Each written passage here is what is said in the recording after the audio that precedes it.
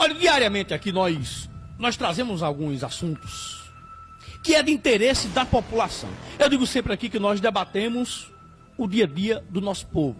Falamos sobre tudo. Falamos sobre saúde, é sobre educação, é sobre segurança pública, sobre infraestrutura, todo tipo de assunto que é de interesse seu, que está em casa ouvindo aqui o nosso programa. Hoje nós vamos falar do planejamento patrimonial. O que é isso? A gente vai entender. Nós estamos recebendo aqui 3 advogados. É para explicar para você como funciona o planejamento patrimonial. O que é o planejamento patrimonial? Já está falando. Planejamento. Para que você vai se planejar? Se você tem um patrimônio, se você é rico, se você é milionário, você está preocupado com alguma coisa? Não, você já tem. Mas se você não se planejar, é um problema muito sério. Então nós estamos recebendo aqui o advogado Pedro Vanderlei, Cristiano Villanova e Luiz Maranhão. Luiz Maranhão, todo mundo já conhece, é nosso advogado aqui no programa. E doutor Pedro Vanderlei e Cristiano Villanova. Sejam bem-vindos aqui. Eu acho que esse assunto ele é muito interessante, muito importante, principalmente para as pessoas de classe média a alta. A gente sabe que tem pessoas que, devido ao trabalho, a muito esforço, construíram um patrimônio. Tem gente que tem um patrimônio gigantesco, tem gente que tem só sua casinha ali, mas é um patrimônio. Tem gente que tem só o seu carro, a sua moto, mas é um patrimônio. E o que é isso? Planejamento patrimonial. Como se planejar? Primeiro expliquem como funciona isso. O que é isso para a população, para os nossos ouvintes? Bom demais, Jota, bom demais. Pessoal, uma coisa importante da gente pensar, antes da gente pensar como é que a gente se organiza, é o porquê da gente se organizar. E a gente precisa se organizar por conta das coisas que podem acontecer. A gente não sabe no Brasil, por exemplo, por conta de pouca educação patrimonial que o brasileiro tem, que um inventário, por exemplo, processo de inventário só para a família receber aquilo que você deixou, não precisa ter briga nenhuma, não. Só o procedimento mesmo para a coisa passar de um para o outro, leva aí talvez uns 40%. Ou seja, quase metade de tudo que você passou a sua vida construindo, trabalhando, se esforçando, compra, vende, vai, presta serviço, é perdido. É perdido só para o patrimônio, só para aquilo que você construiu, chegar no seu filho, chegar na sua filha, ficar para a sua família. Ou seja, é cada gota de suor que você trabalhou sua vida inteira, indo-se embora desnecessariamente. Isso a gente está falando só no processo. Imagina aquelas situações, por exemplo, que você perde um bem, perde uma casa, perde um dinheiro, uma conta, um carro, alguma coisa desse tipo, simplesmente porque você deixou aquela coisa solta e veio uma dívida, veio lá e comeu. Desnecessariamente. Isso aí são coisas que a gente precisa ter uma mentalidade direcionada a proteger, a cuidar. E não é cuidar do bem, não é cuidar da coisa, não, é cuidar da família. Porque o patrimônio que a gente tem, as coisas que a gente tem, o dinheiro em conta, a empresa, a casa, tudo isso é esforço que a gente tem durante a vida inteira. Isso. Ou seja, você perder tudo isso desnecessariamente é você jogar fora tudo que você trabalhou a vida inteira para construir. Tá? Perfeitamente, Pedro. É exatamente essa linha de pensamento. É exatamente essa linha de pensamento que a gente segue quando a gente vai executar esse tipo de trabalho, né? Que a gente geralmente chega no cliente e muitas vezes eles não fazem ideia do que pode acontecer com o patrimônio dele se realmente não houver algum tipo de planejamento. Então a gente faz mais esse trabalho educativo, né? A gente precisa explicar para ele o que é que vai acontecer, principalmente após o falecimento, né, do dono do patrimônio. E a gente explica sobre o processo de inventário, os custos que vêm relacionados a isso. Então, todo esse trabalho é muito importante a gente começar a disseminar, né, diante da população, porque é bastante importante, né? Afinal de contas, a gente, seja empresário, seja um servidor público que vem durante toda a vida construindo patrimônio, né, dando um conforto para sua família. Então, vai construindo patrimônio. Após a morte dessa pessoa, o patrimônio acaba se dilapidando. O maior problema é após a morte? O maior problema é após a morte, mas também tem a questão da proteção do patrimônio, tá? Que a gente vai abordar aqui também. Que é o início de tudo, né? Que é o início de tudo, tá? A gente vai proteger o patrimônio, tá? Com relação a alguns tipos de dívidas, alguns problemas que você vem trazendo no meio empresarial. Então, a gente aborda sobre tudo isso com relação aos nossos clientes. Dívida e patrimônio, como é que funciona isso? Por exemplo, eu tenho um patrimônio, mas eu também tenho uma dívida. Estou dando um exemplo. Aquela dívida pode fazer com que eu perca meu patrimônio? Pode sim, pode sim. Inclusive, a gente cita muito um exemplo de um empresário, né? O empresário é uma pessoa que está sempre no risco. Isso. Tá? É uma pessoa que está no risco porque tem ali o empregado, né? Ela tem ali a pessoa que está ali trabalhando, o funcionário, e tem também o fisco, né? O fisco está sempre fiscalizando, está sempre cobrando os impostos da empresa. E essa dívida da empresa pode também chegar no empresário, tá? Com o passar do tempo, essa dívida pode chegar no empresário e atingir o patrimônio pessoal do empresário, tá? Então, a gente faz todo esse trabalho para que esse patrimônio seja protegido, lembrando que é antes de chegar a qualquer tipo de problema. E tem como dividir o patrimônio empresarial e o patrimônio pessoal? Tem sim.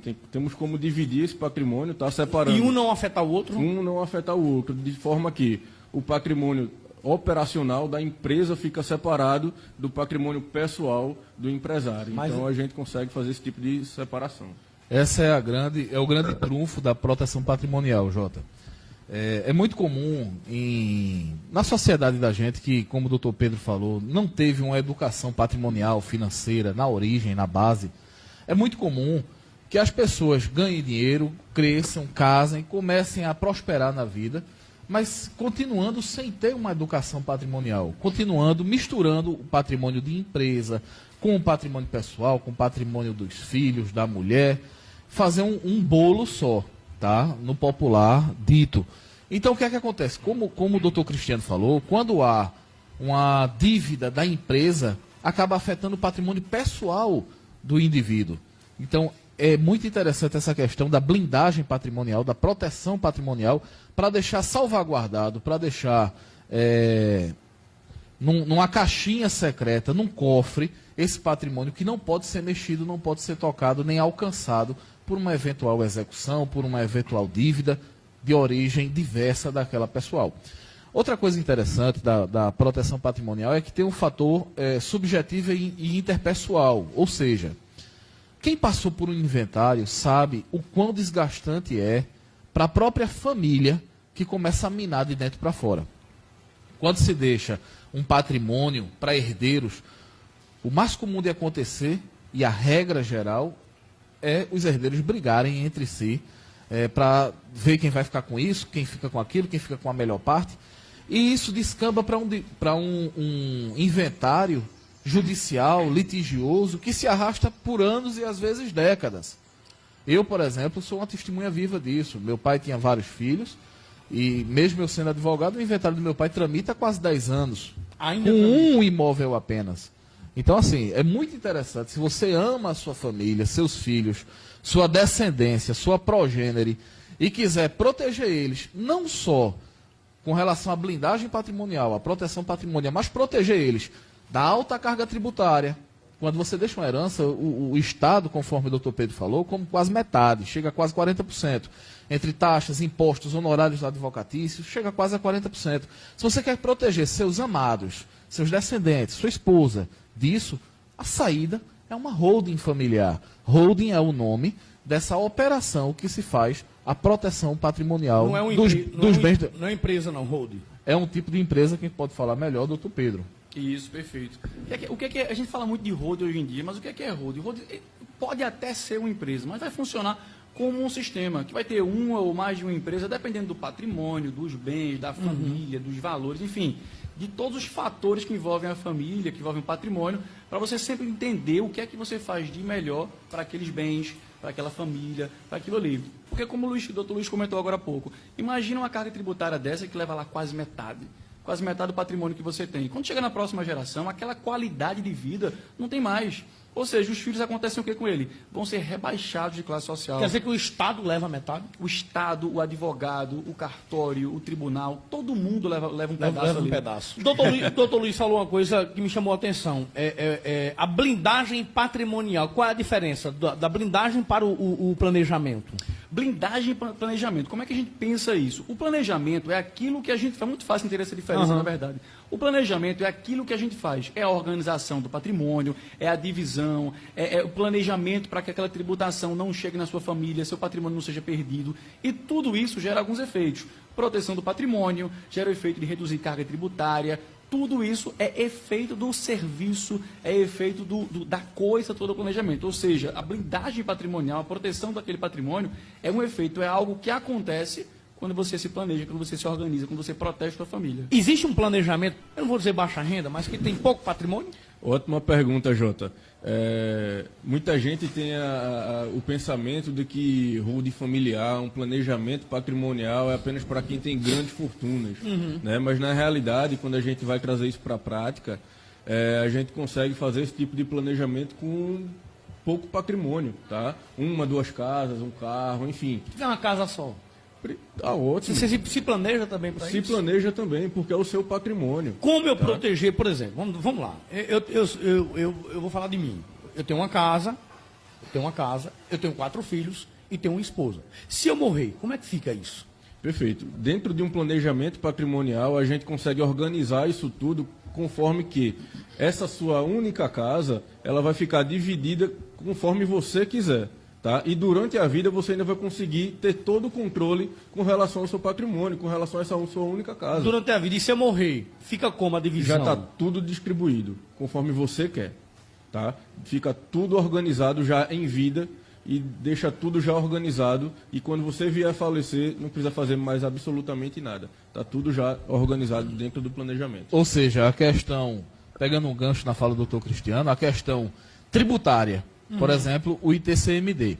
O ITCMD é o Imposto de Transmissão, Causa Mortes e Doação. É um imposto que se paga, calculado sobre o valor do patrimônio deixado pelo decujus, pelo falecido, em favor dos herdeiros. Hoje, em Pernambuco, acho que até março, está em 12%. Mas, com a reforma tributária, esse valor vai subir. E vai subir muito. Esse tipo de imposto, que é pago sobre o valor deixado de herança, vai ser uma alíquota, estima-se que maior que 10%, que é justamente para estimular o não legado, ninguém ficar rico por herança, e sim pelo próprio trabalho. Com a Constituição... E sim, peraí. Só para eu concluir. Vai para o governo? Esse imposto vai direto para o governo? Vai pro Estado, esse isso, vai pro 10%? Estado. Vai para o Estado de Pernambuco, Quer dizer que eu trabalhei a vida inteira, o que eu tenho, 10% é do Estado. Só nesse imposto. Nesse cenário, sim. Hoje, atualmente, são 2% aqui em Pernambuco. Esse é um imposto de competência. Hoje é 8%. Certo. Tá? Mas estima-se que com a reforma tributária ultrapasse os 10%. Então, o que é que ocorre? Com a constituição de uma holding, de uma empresa patrimonial, de um planejamento sucessório, como você queira chamar, o imposto é zero. Não tem custos. É de forma automática. Você morreu, aquele patrimônio começa a ser distribuído de imediato. Já está no nome daquelas pessoas. Já fica no nome daquelas pessoas. Então não vai precisar fazer inventário, não vai precisar fazer nada disso. Não vai nem existir mais inventário. Não vai nem existir mais inventário. Com esse planejamento. Se você fizer um planejamento, não existe mais inventário, não existe mais partilha, não existe mais imposto, não existe mais divisão de bem, não existe mais briga, não existe nada disso. Então quer dizer que se eu fizer esse planejamento agora, não precisa mais eu pagar o IPTU da minha casa? O IPTU você vai continuar pagando. Mas a transferência do patrimônio acabou, isso não tem mais não tem mais briga, ou seja, a família não se perde. E uma pergunta que você fez, Jota, que é interessante. E a família não perde nada financeiramente no caso? Não perde nada não, perde nada não. É interessante o seguinte, as pessoas falam muito de planejamento financeiro. Você ganhar dinheiro, você investir, você ganhar de vida, subir de vida, mas depois que você ganha o dinheiro e você consegue montar patrimônio. Aquilo que subiu, passou o nível de finanças, virou patrimônio, que é forte, que é o peso da família. Isso aí que é a parte mais importante, é exatamente o que se perde. E quem tem menos é quem mais